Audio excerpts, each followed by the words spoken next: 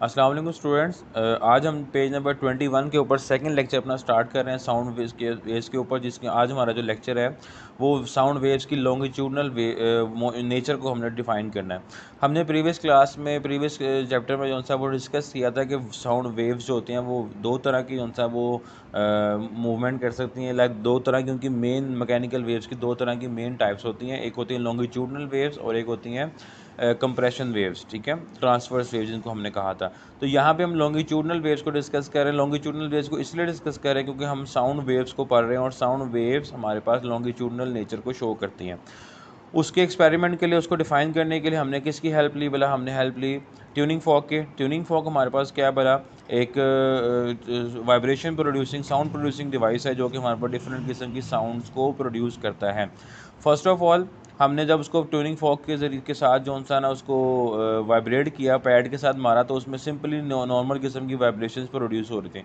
लेकिन जैसे ही उसकी मूवमेंट शुरू हुई तो यहाँ पे उसकी जो टू एंड फ्रो मोशन, उसकी जो स्पंजिस थे, जो उसके जो साइड्स थी ट्यूनिंग फॉक की, वहाँ से डिफरेंट किस्म की वाइब्रेशंस होना शुरू हो गई और वो मीन और एक्सट्रीम पोजीशंस के ऊपर मूवमेंट शुरू कर दिया। एक्सपेरिमेंट में देखा गया कि वहाँ पे कंप्रेशन और रेयर फ्रैक्शन का इफेक्ट जो सा वो शो हुआ, जिसके ज़रिए पता लगा कि जो ट्यूनिंग फॉक की जो साउंड वेव्स हैं वो लॉन्गिट्यूडनल नेचर की हैं, लाइक वो बैक एंड फोर्थ मूव करती हैं। मज़ीद इसके अंदर क्या बोला, हमारे पास कंप्रेशन ऑफ एयर्स को देखा कि एयर का प्रेशर देखा। एयर प्रेशर कैसे देखा बोला, जब हमने इसको मूवमेंट करवाई, इसको चेक किया तो देखा ये कहीं से जो सा वो एयर जो सा वो कंप्रेस हो रही है और कहीं से जो सा वो उसमें रेयर फ्रैक्शन का इफेक्ट आ रहा है। तो वहाँ से मज़ीद ये क्लैरिफाई हो गया कि ये longitudinal nature of the sound को रिप्रेजेंट कर रहा है, ठीक है। फिर इसके अलावा आपके पास हमने मज़ीद डिस्कस किया तो न आगे आता है हमारे पास करेक्टरिस्टिक्स ऑफ साउंड, कि साउंड जो है आपके पास वो उसकी करेक्टरिस्टिक्स कौन कौन सी हैं।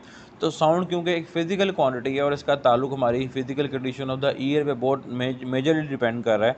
तो इसकी जो क्वांटिटीज़ हैं, जो इसकी करेक्टरिस्टिक्स हैं, वो भी फ़िज़िकली हमारे पास जो सा ना वो डिफाइंड लेबल हैं, ठीक है। सबसे पहले जो हम इसकी फ़र्स्ट करेक्टरिस्टिक को हम डिफ़ाइन कर रहे हैं, it is the loudness of sound. तो लाउडनेस का मतलब आमतौर पे क्या कहते हैं, जिस लाइक ऊंची आवाज़ जिसको कह रहे हो, तो लाउडनेस जो सा उसको हम डिफाइन करते थे, वो कहता है कि loudness is the characteristics of sound by which loud and फेंट साउंड्स कैन बी डिस्टिंग्विश। कि हमारे पर लाउड साउंड और फेंट साउंड, लाइक ऊंची आवाज़ और मध्यम आवाज़ के ऐसी करेक्टरिस्टिक जो हम किसी मध्यम और ऊंची आवाज़ के दरमियान में फ़र्क वाज़े करने के लिए जो यूज़ करते हैं, उस करेक्टरिस्टिक को हम लाउडनेस कहते हैं, ठीक है।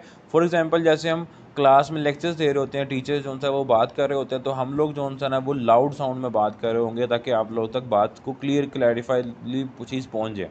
लेकिन अगर कुछ स्टूडेंट्स आपस में टॉकिंग कर रहे हैं, बात कर रहे हैं, तो वो हमारे पास किस फॉर्म में होगी बोला, वो फेंट साउंड की फॉर्म में होंगे। तो ये इसकी बेस्ट एग्जांपल है, एक ही रूम के अंदर के दो डिफरेंट किस्म के प्रोसेसेस हो रहे होते हैं। अब जो लाउडनेस ऑफ साउंड है वो मेजरली तीन फैक्टर्स पे डिपेंड कर रही है। सबसे पहले वो डिपेंड करती है amplitude of the vibrating body. Amplitude of the vibrating body का मतलब है कि जो वेव जनरेट हो रही हैं वो कितनी उसके उसका एम्पलीट्यूड क्या है, उसकी हाइट कितनी है, वो कितने आवाज़ से कौन सा वो वाइब्रेट किया जा रहा है। तो जितनी आपके पास एम्पलीट्यूड ज़्यादा होगा, उतनी आपके पास जो सा ना वो लाउडनेस जो सा वो क्या होगी, ज़्यादा होगी।